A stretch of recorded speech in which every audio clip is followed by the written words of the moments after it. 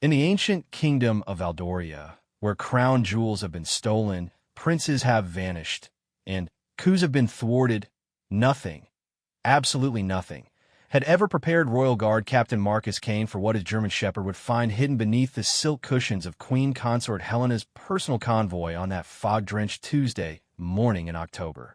The morning mist clung to Valdoria Castle like secrets to the royal bloodline. Captain Marcus Kane adjusted his ceremonial sword, the weight familiar against his hip as he supervised the routine security sweep of the Queen Consort's convoy. 3 black armored vehicles sat gleaming in the courtyard, their engines purring softly in the pre-dawn quiet. "Standard procedure, boys," Marcus called to his team. His voice carried the authority of 15 years protecting the royal family. 15 years of knowing that in Valdoria, even the most mundane royal outing could hide dangers that would topple governments. Full sweep, every compartment, every cushion. The Queen Consort Helena was scheduled to depart for the Children's Hospital in precisely 1 hour. It was her weekly visit, a tradition she'd maintained for 8 years since marrying into the Valdorian royal family. The press loved these visits. They showed her softer side, her connection to the common people. But Marcus knew better than to let sentiment cloud his judgment. In his experience, routine was where assassins struck. Sergeant Davies approached with Thor, the unit's most experienced detection dog. The German Shepherd's black and tan coat gleamed in the courtyard lights, his intelligent brown eyes alert and focused. Thor had served the Royal Guard for 6 years, detecting everything from explosives to narcotics to electronic surveillance devices. His nose had prevented 3 major security breaches, saved 2 royal lives, and uncovered a smuggling ring that reached into the highest levels of Valdorian society. "Thor's ready for inspection, sir," Davies reported, his breath visible in the cool morning air. Marcus nodded, watching as the dog began his methodical work. Thor moved with professional precision, sniffing each vehicle's exterior before moving to the interiors. The first 2 vehicles passed without incident. Nothing but the expected sense of leather, metal, and the faint perfume that lingered from previous royal passengers. But when Thor reached the 3rd vehicle, Queen Helena's personal transport, something changed. The dog's entire body language shifted. His ears perked forward, his tail went rigid, and he began circling the rear passenger compartment with increasing agitation. "Sir," Davies called, his voice tight with concern. "Thor's got something." Marcus felt his pulse quicken. In 15 years of royal protection, he'd learned to trust his instincts, and right now every instinct was screaming that something was very wrong. He approached the vehicle, noting how Thor was pawing at the base of the rear seat, whining softly, a sound the dog only made when he detected something significant. "What is it, boy?" Marcus murmured, kneeling beside the dog. Thor looked up at him with those intelligent eyes, then back at the seat, his message clear. There was something hidden that didn't belong. The rear compartment of Helena's transport was luxury incarnate. Cream-colored leather seats with gold threading, crystal decanters secured in custom holders, and silk cushions embroidered with the Valdorian coat of arms. Everything appeared normal, exactly as it should be for a queen consort's vehicle. But Thor knew better. Marcus ran his hands along the seat cushions, feeling for anything unusual. The silk was smooth beneath his fingertips, the cushions perfectly plump and positioned. Then his fingers found it, a slight irregularity in the left cushion, a firmness that didn't match the others. "Davies, I need your knife," Marcus commanded. With careful precision, Marcus made a small incision in the silk. What he found inside made his blood run cold. Wrapped in plastic and tucked deep within the cushion stuffing were dozens of small, clear packages. Even without opening them, Marcus recognized the contents immediately. Pure white powder, pharmaceutical grade, worth more than most Valdorians made in a lifetime. But that wasn't what made his hands shake as he held the evidence. It was the symbol etched into each package, a small crown over a serpent, the mark of the Crimson Syndicate, the most dangerous criminal organization in Valdoria's history. This wasn't just drug smuggling. This was a message, a declaration of war against the crown itself. Secure the scene, Marcus barked to his team. No one in or out without my direct authorization. As Davies called for backup, Marcus stared at the packages in his hands. Queen Consort Helena was scheduled to depart in 45 minutes. These drugs were hidden in her personal vehicle, in cushions that had been specially made for her comfort. Someone with intimate access to the royal household had planted this evidence. The implications were staggering. Either someone was attempting to frame the queen consort for drug trafficking, or Marcus's mind recoiled from the alternative. Helena herself was involved with the Crimson Syndicate. His radio crackled to life. Captain Kane, this is Control. The queen consort is requesting an update on departure time. She's eager to reach the hospital. Marcus looked at the drugs, at Thor sitting alertly beside the contaminated vehicle, at his team of loyal guards who trusted him to make the right decision. In 15 years of royal protection, he never faced a choice like this. Detain the queen consort based on evidence that could be planted, allow her to depart, and risk enabling criminal activity? The morning mist seemed to thicken around him, and Marcus realized that whatever choice he made in the next few minutes would change the kingdom of Aldoria forever. Control, he said into his radio, his voice steady despite the chaos in his mind. Tell the queen consort there will be a slight delay. We have a situation that requires immediate attention. As backup units began arriving in the courtyard, their red and blue lights painting the ancient stone walls in urgent colors, Marcus wondered if he was saving the kingdom or destroying it. The packages in his hands felt heavier than crown jewels, more dangerous than any weapon he'd ever encountered. Thor looked up at him, tail wagging slightly, proud of his discovery. The dog had no idea he'd just uncovered what might be the greatest scandal in Valdorian royal history. In the distance, church bells began chiming 7 o'clock, their bronze voices echoing across the kingdom. Time was running out, and Captain Marcus Kane had to decide whether to arrest a queen or trust in her innocence despite evidence that suggested otherwise. The Crimson Syndicate's symbol seemed to mock him from each package. A crown over a serpent. Power corrupted by poison. Marcus had spent his entire career protecting the crown, but what happened when the crown itself might be the enemy? As he sealed the evidence and prepared to brief his superiors, one question haunted him above all others. In a kingdom built on secrets, how do you tell which secrets are worth keeping, and which ones will destroy everything you've sworn to protect? The convoy sat silent in the courtyard, 3 vehicles that had carried royalty safely for years. But now one of them had become a crime scene, and Marcus knew that by the time this day was over, nothing in Valdoria would ever be the same again. The hunt for answers was about to begin, and Captain Marcus Kane had no idea that he was about to uncover a conspiracy that reached from the lowest criminal dens to the highest throne rooms in the kingdom. The drugs were just the beginning. The real treasure the Crimson Syndicate was after was far more valuable than money or power. They wanted the crown itself. Within 20 minutes of Thor's discovery, Valdoria Castle transformed into a fortress under siege. Marcus watched from the courtyard as black SUVs carrying investigators poured through the gates, their occupants moving with the deadly efficiency of people accustomed to royal emergencies. The morning sun had burned away most of the mist, but the atmosphere remained thick with tension and unspoken accusations. Commander Elizabeth Frost, head of Royal Intelligence, emerged from the lead vehicle like a storm given human form. Her silver hair was pulled back in a severe bun, and her pale blue eyes missed nothing as they swept across the crime scene. Marcus had worked with Frost for over a decade, but he'd never seen her look quite this grim. Captain Kane, she said, her voice carrying the crisp authority that had made her the most feared intelligence officer in Valdoria's history. Show me everything. Marcus led her to the contaminated vehicle, where the evidence lay displayed on a white cloth. Frost examined each package without touching them, her expression revealing nothing.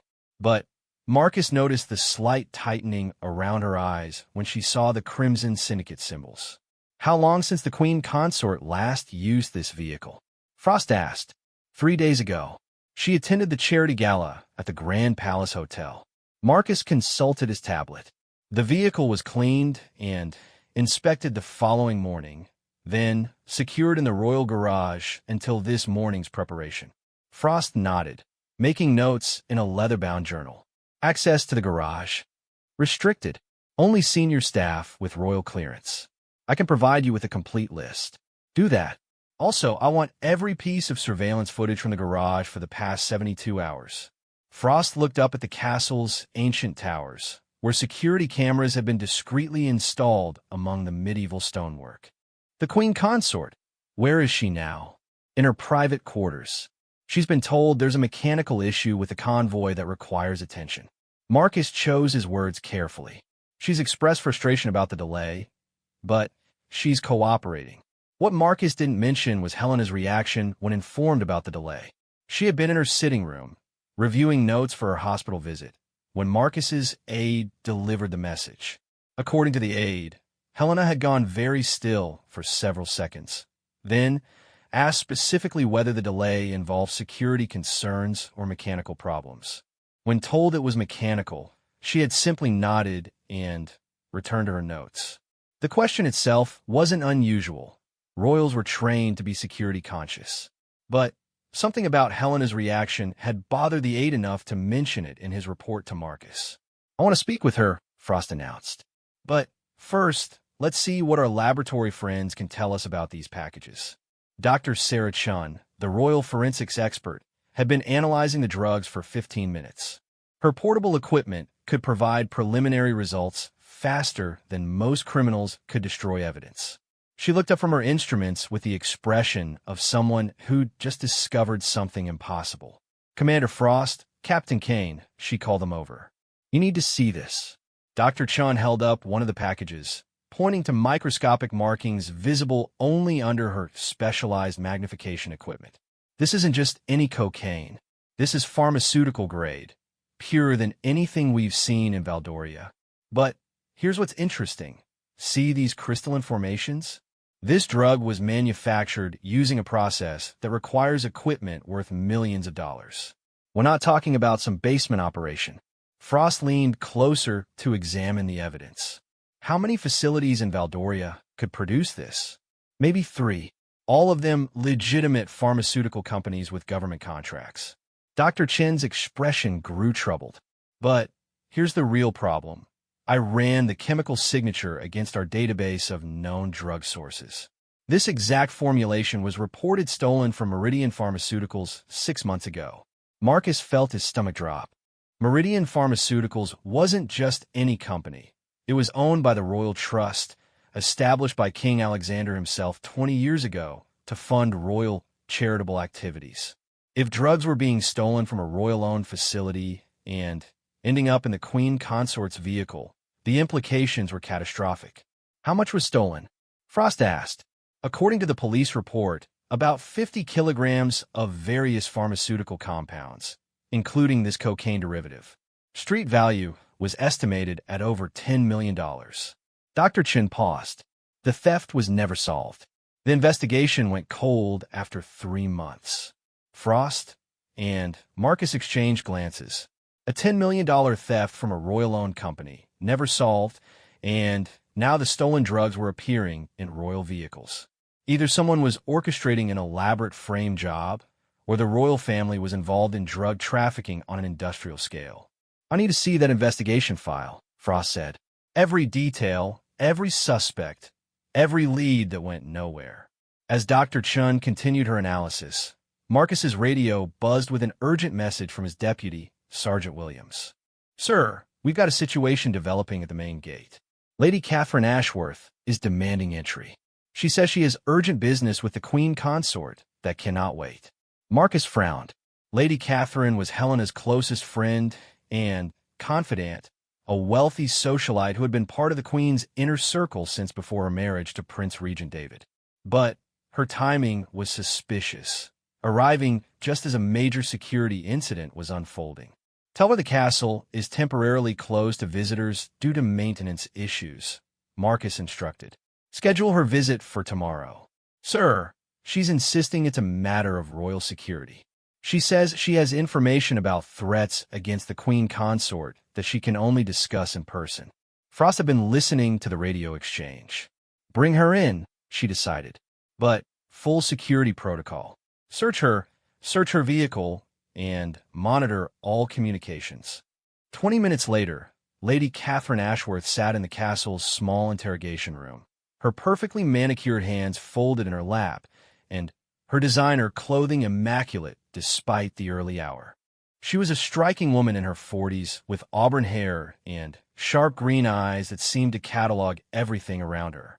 Marcus had always found her difficult to read, but today she seemed genuinely agitated.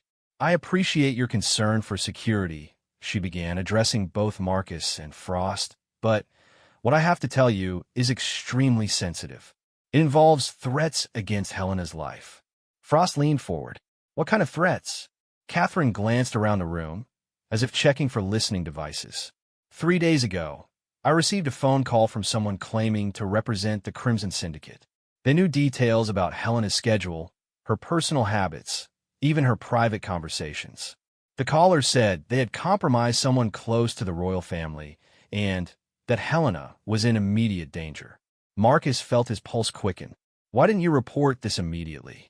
Because they warned me that going to the authorities would result in Helena's death. They said they had people inside the royal guard, inside the intelligence service, everywhere. Catherine's voice dropped to almost a whisper.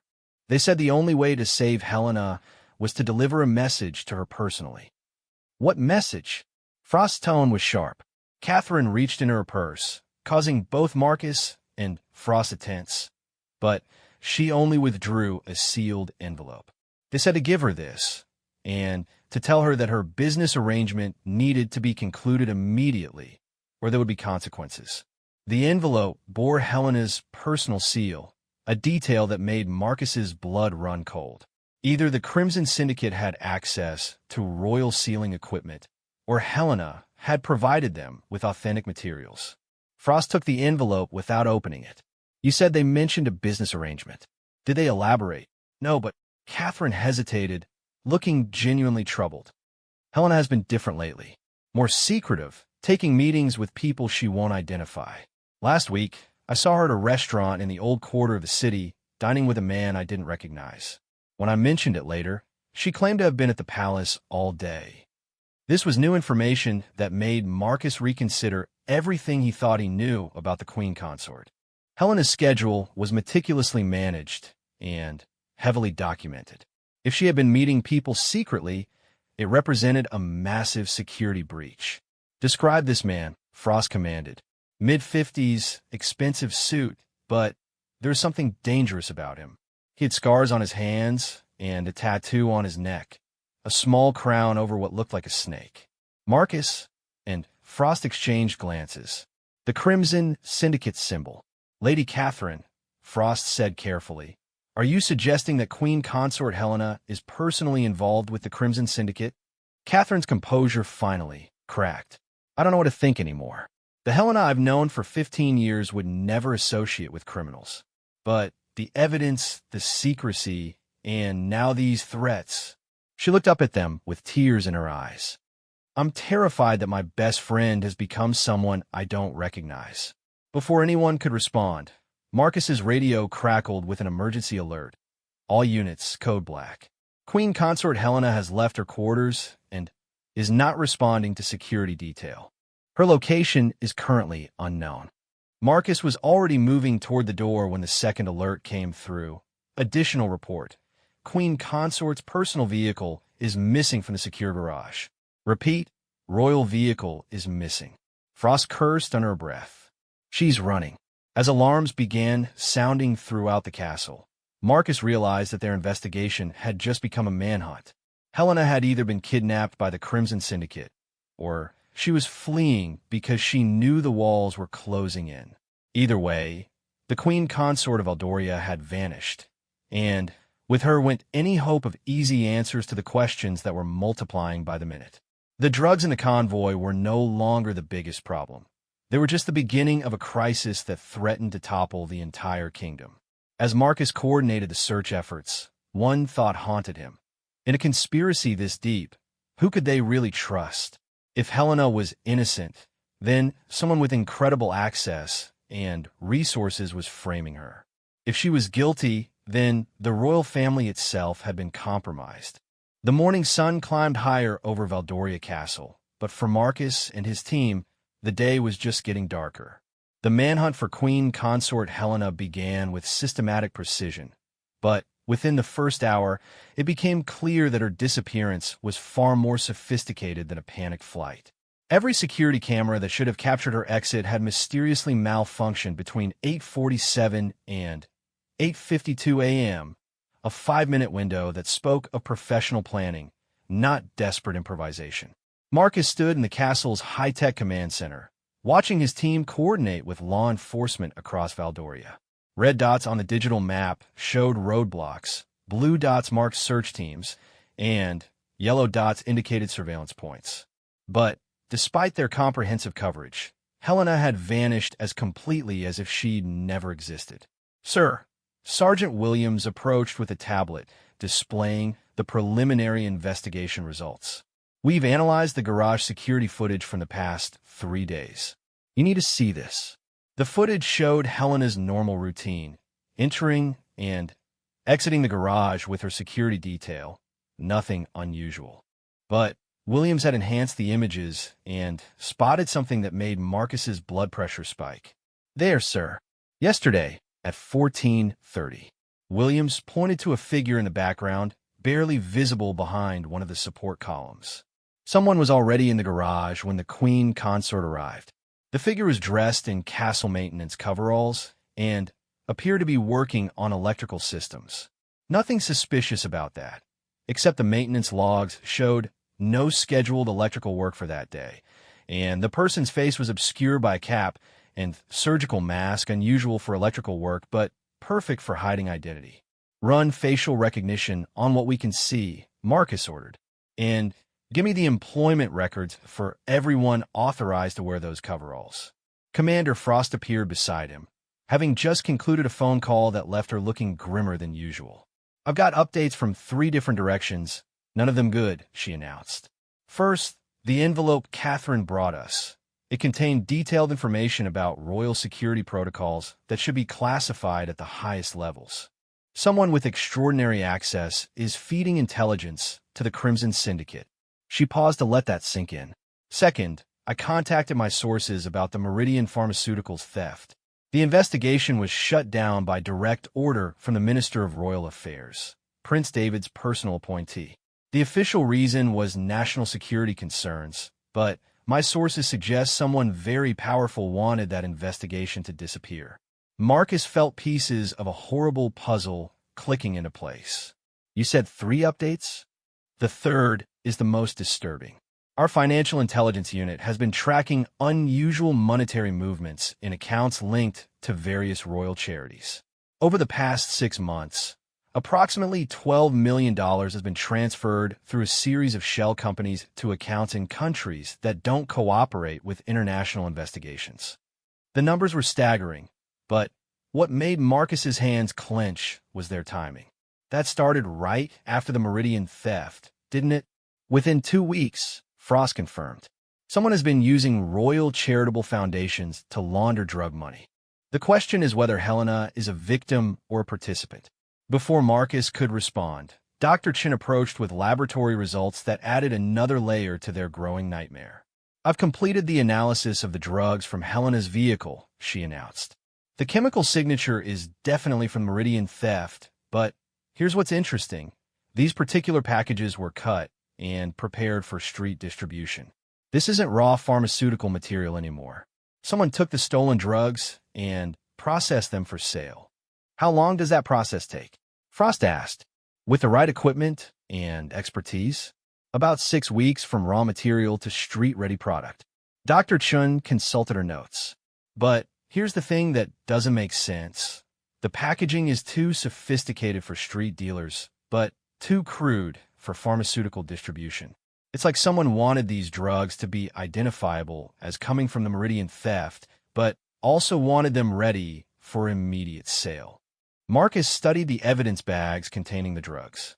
You're saying someone wanted us to find these and connect them to Meridian? That's exactly what I'm saying. This feels like evidence planted specifically to be discovered. Dr. Chin's expression was troubled. Captain, I think someone wanted you to find these drugs in Helena's vehicle. The implications hit Marcus like a physical blow. If the drugs were planted, then Helena's disappearance might not be flight.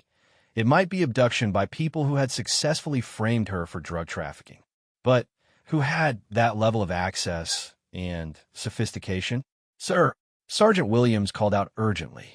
We got a hit on the facial recognition. The person in the maintenance coveralls, we've identified him. The image on the main screen showed a man in his 30s with dark hair and cold eyes. Marcus recognized him immediately from intelligence briefings. Viktor Kozlov, a former military operative who had disappeared from official records 5 years ago, and was suspected of working as a freelance operative for various criminal organizations. Kozlov is Crimson Syndicate? Frost asked. Not exactly, Williams replied, pulling up the man's file. According to intelligence reports, he's a specialist who takes contract from anyone willing to pay his rates. Infiltration, sabotage, kidnapping. He's very good and very expensive. Marcus felt a chill of realization. If the Crimson Syndicate hired Kozlov to infiltrate the castle, plant evidence, and abduct Helena, this isn't about drug trafficking. This is about something much bigger. His radio crackled with an urgent transmission from the perimeter team. Command, we've found the Queen Consort's vehicle. Location is the old industrial district, approximately 15 kilometers from the castle. Vehicle appears abandoned. Within 20 minutes, Marcus and a full tactical team were examining Helena's abandoned car in a deserted parking lot surrounded by defunct factories. The vehicle sat alone under the gray morning sky, its doors unlocked and keys still in the ignition. But what made Marcus's heart race was what they found inside. Helena's purse sat on the passenger's seat, her identification and credit cards scattered across the floor as if someone had searched through them hastily. But there was no sign of struggle, no blood, no indication of violence. If anything, the scene looked staged, too perfect, too clean for a real abduction. Sir, one of the tactical officers called from the rear of the vehicle. You need to see this. In the trunk, carefully placed where it couldn't be missed, was a manila envelope addressed to Captain M. Kane, Royal Guard. Inside, Marcus found photographs that made his hands shake with rage. The images showed Helena meeting with known Crimson Syndicate operatives in various locations around the city. In one photo, she was handing a briefcase to a man with distinctive tattoos. In another, she was examining what appeared to be drugs in a laboratory setting. The final photograph showed her signing documents while surrounded by people Marcus recognized from intelligence files as high-level syndicate leaders. But Marcus's trained eye noticed something wrong with the images. The lighting was inconsistent, the shadows didn't match properly, and Helena's clothing appeared identical across photos that were supposedly taken on different days. These weren't surveillance photos. They were sophisticated digital manipulations, probably created by someone with advanced technical skills and detailed knowledge of Helena's appearance and habits. Commander, Marcus called Frost over. These photos are fakes, but they're very good fakes. Someone went to extraordinary lengths to create evidence of Helena's guilt. Frost examined the images with a magnifying glass. Agreed. But who has this level of technical capability and detailed access to royal activities? The answer came from an unexpected source. Thor, who had been sniffing around the abandoned vehicle, suddenly became agitated near a storm drain about 50 meters away. His training had taught him to alert on specific scents, and right now he was indicating the presence of explosives. The bomb squad found the device exactly where Thor indicated, a sophisticated explosive with a timer set for 11:30 a.m., just 30 minutes away. But this wasn't a bomb designed to kill anyone in the immediate area. According to the bomb squad leader, it was designed to destroy evidence, specifically any forensic traces that might lead investigators to Helena's actual location. Someone's covering their tracks, Marcus realized. They want us to think Helena fled after being caught drug trafficking, but they also want to make sure we can't follow the real trail. As the bomb squad carefully disarmed the device, Marcus received a call that changed everything. The voice on the other end was digitally altered but clearly intelligible. Captain Kane, if you want to see Queen Consort Helena alive again, you will cease all investigation into the Crimson Syndicate and announce publicly that she has fled the country to avoid prosecution for drug trafficking. Who is this? Marcus demanded. Someone who has your queen and will keep her alive only as long as you follow instructions. You have 48 hours to make the announcement. If you continue investigating, if you involve more personnel, if you attempt to trace this call, Helena dies. This is not negotiable. The line went dead, leaving Marcus staring at his phone. The kidnapper hadn't asked for money or made political demands. They wanted the investigation stopped and Helena's reputation destroyed. This wasn't about drugs or money. It was about power, about removing Helena from her position and destroying her credibility. But why? What did Helena know or possess that made her such a threat to the Crimson Syndicate that they would risk kidnapping a queen consort? As Marcus coordinated with Frost to trace the call and analyze the voice, one possibility kept haunting him. What if Helena hadn't been targeted because of what she'd done, but because of what she discovered? What if the queen consort had uncovered the Syndicate's infiltration of the royal family and was planning to expose them? If that were true, then Helena wasn't a criminal. She was a whistleblower who had been silenced before she could reveal a conspiracy that reached to the highest levels of Valdorian society. The afternoon sun cast long shadows across the industrial district as Marcus realized that saving Helena's life might require destroying her reputation. But before he made that choice, he needed to understand exactly what conspiracy she had stumbled into and how deep it reached into the royal family itself. Time was running out, and the stakes were higher than he had ever imagined. In less than 48 hours, he would have to choose between saving a queen and exposing a truth that might topple the kingdom. Marcus Kane had 36 hours left to decide between saving Helena's life and protecting the kingdom's stability when the breakthrough came from an unexpected source. Lady Catherine Ashworth called his direct line at 2:47 a.m., her voice shaking with a mixture of fear and determination. Captain Kane, I've been thinking about Helena's behavior over the past few months, and there's something I didn't tell you earlier. Something that might explain everything. Marcus was instantly alert. He'd been awake for 19 hours straight, surviving on coffee and determination, but Catherine's call sent adrenaline coursing through his system. What is it? 3 months ago, Helena asked me about offshore banking procedures. She said she was concerned about financial irregularities in some of the royal charities and wanted to understand how money could be moved internationally without proper oversight. Catherine's voice dropped to a whisper. She also asked me to recommend a private investigator who specialized in financial crimes. This changed everything. If Helena had been investigating financial crimes rather than committing them, her meetings with suspicious individuals took on an entirely different meaning. Did you recommend someone? Yes. James Morrison, a former police detective who now works privately. He's discreet and honest, exactly what Helena said she needed. Catherine paused. Captain Kane, what if Helena discovered something that someone was willing to kill to keep secret? Marcus was already reaching for his jacket. I need Morrison's contact information. Now. Within an hour, Marcus and Commander Frost were sitting in James Morrison's modest office in downtown Valdoria. Morrison was a thin man in his 50s with sharp eyes and the careful manner of someone who had survived by noticing details others missed.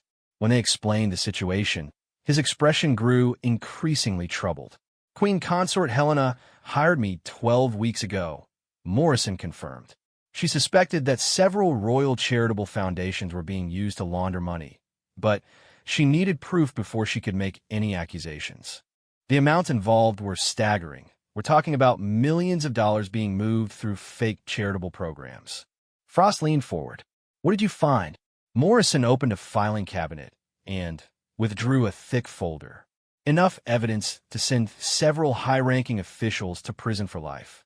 The Crimson Syndicate has been using Royal Charitable Foundations as their primary money laundering operation for over 2 years. They've been incredibly clever about it. The money appears to be going to legitimate causes, but the actual recipients are shell companies controlled by the syndicate. The folder contained bank records, transfer documents, and correspondence that painted a picture of systematic corruption reaching deep into Valdoria's financial and governmental systems.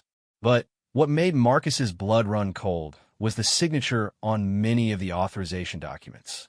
Prince David authorized these transfers? Marcus asked, staring at the royal seal and signature. That's the problem, Morrison replied grimly.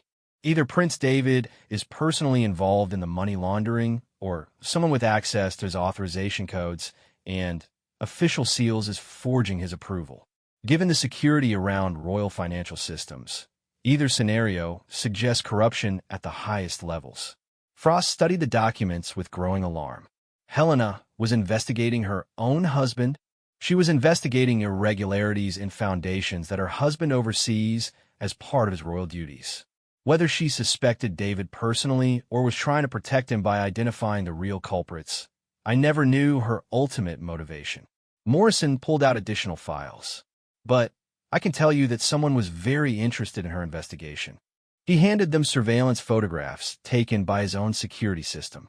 The images showed the same Viktor Kozlov who had infiltrated the castle, but here he was breaking into Morrison's office 2 weeks earlier. He was very professional, Morrison said. Disable my alarm system, access my files, and left everything exactly as he found it. If I hadn't reviewed my security footage, I would never have known someone was there. He was looking for Helena's investigation files. Marcus felt pieces of the conspiracy falling into place. What did he find? Copies of everything. But that's not the worst part. Morrison's expression grew grave. 3 days after this break-in, Helena called me in a panic. She said someone had contacted her with detailed information about our investigation. Information that only she and I should have known. She was terrified that her communication with me had been compromised. That was her last contact with you? No. She called one more time, the night before she disappeared. She said she had discovered who was behind the money laundering, but she couldn't discuss it over the phone. She was planning to bring me evidence that would expose the entire conspiracy. Morrison shook his head sadly. That evidence never arrived. Frost made quick notes in her leather journal. Do you have any idea what evidence she was referring to? Helena mentioned something about financial records hidden in a safe deposit box.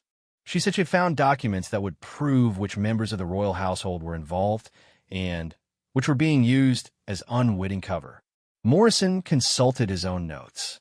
She also said she had identified the real leader of the Crimson Syndicate's royal infiltration operation. Before Marcus could respond, his radio crackled with an urgent message from Sergeant Williams. Sir, we've just received another communication from Helena's kidnappers. They're demanding an immediate response to their terms. The message, when Marcus heard it 20 minutes later back at the castle, was chilling in its specificity. Captain Kane, your investigation into the Queen Consort's activities has been noted. You now have 18 hours to make the public announcement of her guilt and flight from justice. Any attempt to locate her or continue investigating will result in her immediate execution.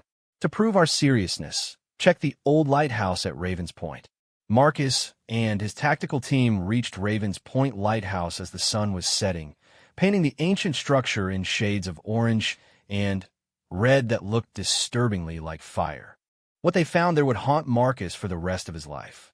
Helena's personal jewelry, her wedding ring, a distinctive sapphire necklace that had belonged to Prince David's mother, and earrings that Marcus had seen her wearing just days earlier, was arranged carefully on a stone table inside the lighthouse. But it was the accompanying photograph that made the team's blood run cold. The image showed Helena, clearly alive but restrained in what appeared to be an underground location. She was holding that day's newspaper, proving the photo was recent. But her eyes conveyed a message that transcended words. She was terrified but also angry. This wasn't the look of someone who had been caught committing crimes. This was the look of someone who knew she was being silenced for discovering the truth. Attached to the photograph was a handwritten note in Helena's distinctive script. The serpent's head wears a crown. Trust no one in the inner circle. David is not safe. The real target was never me. It was always the throne itself. Marcus stared at the note, understanding finally dawning. Helena's kidnapping wasn't about silencing her investigation into money laundering. It was about removing her as an obstacle to a larger conspiracy, one that aimed to overthrow Prince David and seize control of the Valdorian crown. Commander Frost had reached the same conclusion. If someone is using the Crimson Syndicate to eliminate Helena and frame her for drug trafficking, David becomes vulnerable to manipulation or removal. A grieving widower who has lost his wife to scandal would be easily controlled or replaced. But who has that level of access and ambition? Marcus asked, though he suspected he already knew the answer. The answer came from Morrison, who had insisted on joining their investigation despite the danger. He had been analyzing financial records in his mobile office while the team searched the lighthouse, and his findings were devastating. The authorization codes used for the suspicious charitable transfers, they're not actually Prince David's, Morrison announced. I've compared them to legitimate financial documents from the past 5 years, and the pattern is different. Someone with access to royal financial systems has been forging David's authorization for months. Who has that level of access? Frost demanded. Morrison consulted his tablet, where he had compiled a list of everyone with the necessary clearances and technical knowledge. Only 7 people in the kingdom have access to royal financial authorization systems. 5 of them are long-serving civil servants with impeccable records. One is Prince David himself. Marcus felt his world shifting beneath him. And the 7th? Lord Chancellor William Blackwood, Morrison said quietly. David's closest advisor, the man who has been managing royal finances for the past 3 years. He has unlimited access to royal authorization systems, and he's been the primary architect of the charitable foundation structure that the Crimson Syndicate has been exploiting. The pieces fell into place with horrifying clarity. Blackwood had been using royal charities to launder money for the Crimson Syndicate while building evidence to frame both Helena and David. Helena's investigation had threatened to expose him, so she had to be eliminated. But her disappearance also served a larger purpose. It created scandal and chaos that could be used to justify removing David from power. Blackwood is planning a coup, Marcus realized. He's been positioning himself as the only person capable of restoring order to the royal family after the drug scandal and Helena's disappearance. With Helena dead and David disgraced, he could easily manipulate the succession or claim emergency powers. Frost was already calling for backup teams. We need to arrest Blackwood immediately and launch a full-scale search for Helena based on the locations where Blackwood has access or influence. But as they prepared to return to the castle, Marcus realized they faced an impossible challenge. Blackwood wasn't just any criminal. He was Lord Chancellor, one of the most powerful figures in Valdoria. Arresting him without absolute proof would create a constitutional crisis. But waiting for more evidence meant Helena would die. As night fell over Valdoria, Marcus faced the hardest decision of his career: save the queen consort by exposing a conspiracy that would shake the kingdom to its foundations, or protect the stability of the realm by allowing an innocent woman to die for crimes she had tried to prevent. The clock showed 14 hours remaining until the kidnapper's deadline. 14 hours to find Helena, expose Blackwood's conspiracy, and prevent a coup that would destroy everything the royal family had built over centuries of rule. In the darkness surrounding Raven's Point Lighthouse, Marcus came prepared for the most dangerous night of his life. The battle for Valdoria's soul was about to begin, and he was running out of time to save both his queen and his kingdom.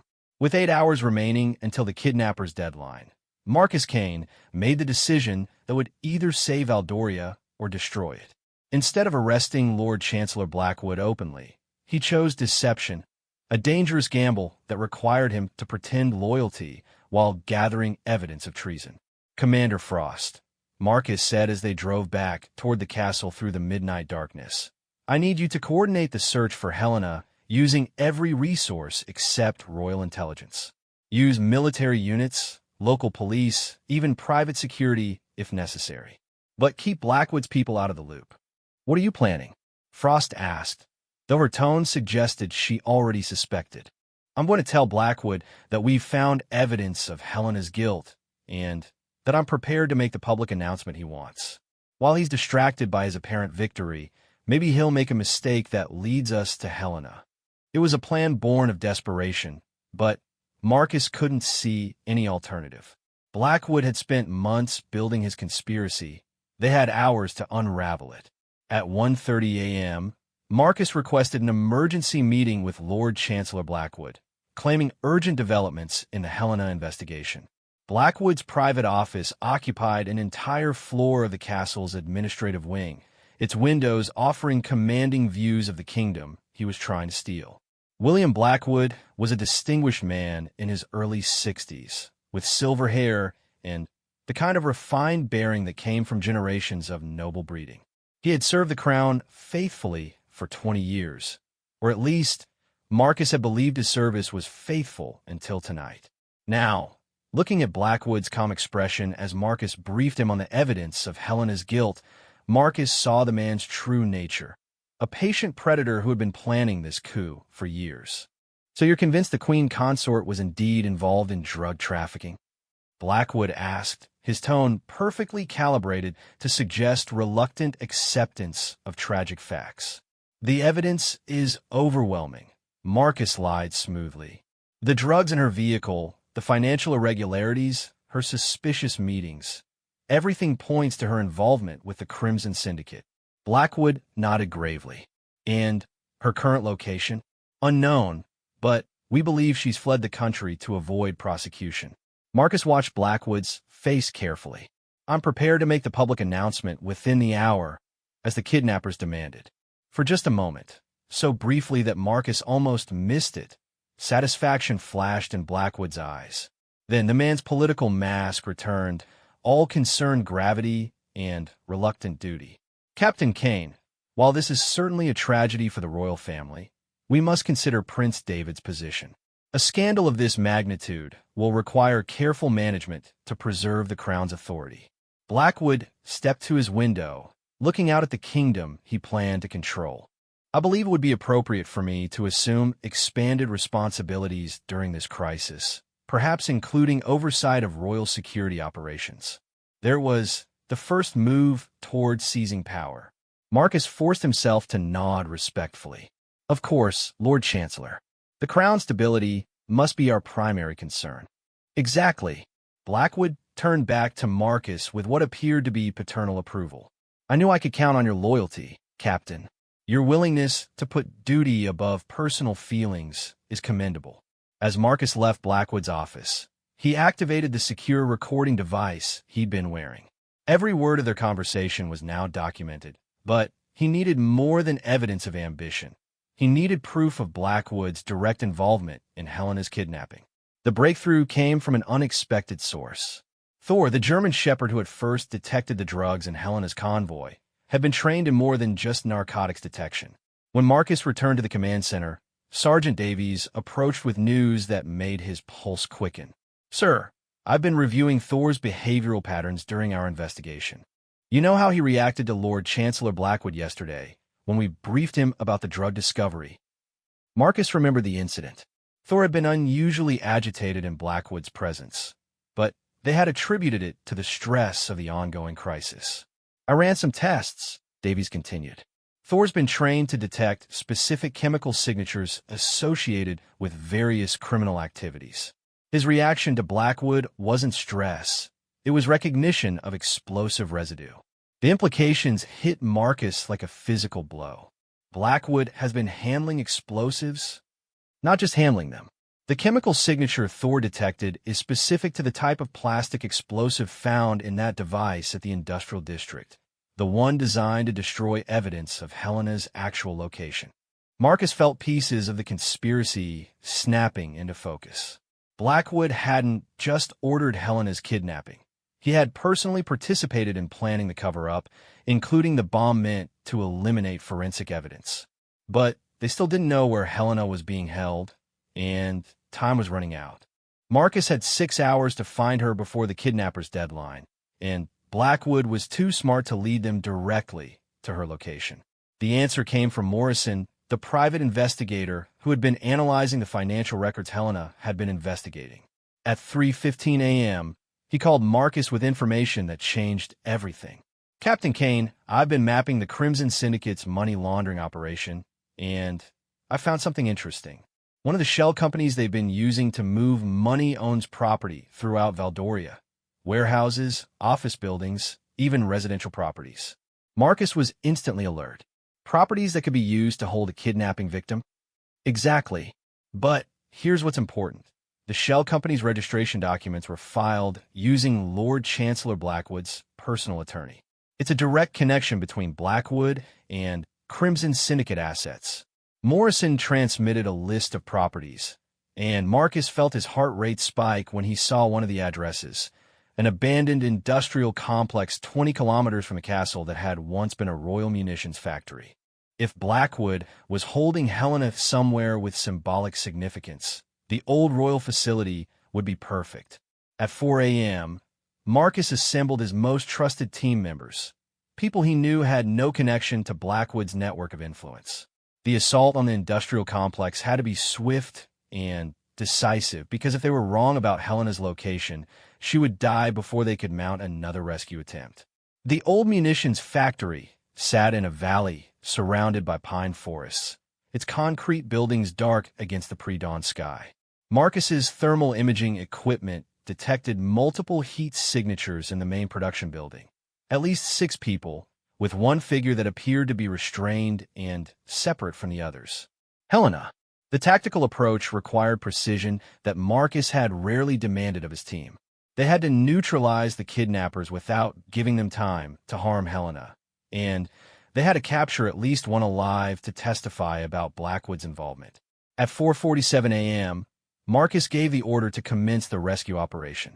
The assault was swift and deadly. Marcus's team moved through the building with surgical precision, using flashbang grenades and coordinated strikes to overwhelm the kidnappers. Within 12 minutes, 4 Crimson Syndicate operatives were dead, 2 were captured alive, and Helena was free. Marcus found her in a basement room, chained to a concrete pillar, but alive and alert. Her first words weren't about her ordeal. They were about the conspiracy she had discovered. "Marcus," she said, her voice hoarse but determined, "Blackwood has been planning this for years. He's not just stealing money. He's been systematically compromising royal security, building evidence to frame David and me, positioning himself to seize control when the monarchy collapses from scandal." "We know," Marcus said as he cut her restraints. "We have evidence of his involvement." Helena shook her head. "You don't understand.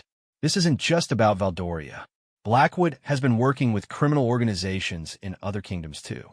He's part of a larger network planning to destabilize monarchies across Europe. If he succeeds here, it's just the beginning." As Helena spoke, Marcus's radio crackled with urgent communications from the castle. Prince David had been awakened and briefed about Helena's rescue, but there was more. Blackwood had vanished from his quarters, along with several key royal security files and access codes. "He knows we're onto him," Marcus realized. "He's running." But Helena grabbed his arm, her expression fierce. "No, he's not running. William Blackwood has never backed down from anything in his life. If his original plan has failed, he'll have a backup, something more direct and more desperate." As if her words had been prophetic, Marcus received an emergency alert that made his blood turn to ice. All units, code red. Explosions detected in the royal residential wing. Prince David's location unknown. Repeat, Prince David's location unknown. Blackwood wasn't fleeing. He was making his final play. If he couldn't seize the throne through manipulation and scandal, he would take it by eliminating the entire royal family and claiming emergency powers as the surviving senior official. The race back to Valdoria Castle became a desperate sprint against time. "Helena, despite her ordeal, insisted on returning with Marcus to help stop Blackwood's final gambit. As their convoy raced through the early morning darkness, smoke was already visible rising from the castle towers. Marcus realized that rescuing Helena had been only the beginning. The real battle for Valdoria's future was about to begin, and everything he had sworn to protect hung in the balance. Lord Chancellor Blackwood had revealed himself as a traitor willing to destroy the kingdom to rule it, and now Marcus had to stop him before the crown fell forever. As the sun rose over Valdoria on what might be the last day of the kingdom's ancient monarchy, Captain Marcus came prepared for the final confrontation that would determine whether justice or treason would triumph in the realm he had devoted his life to protecting.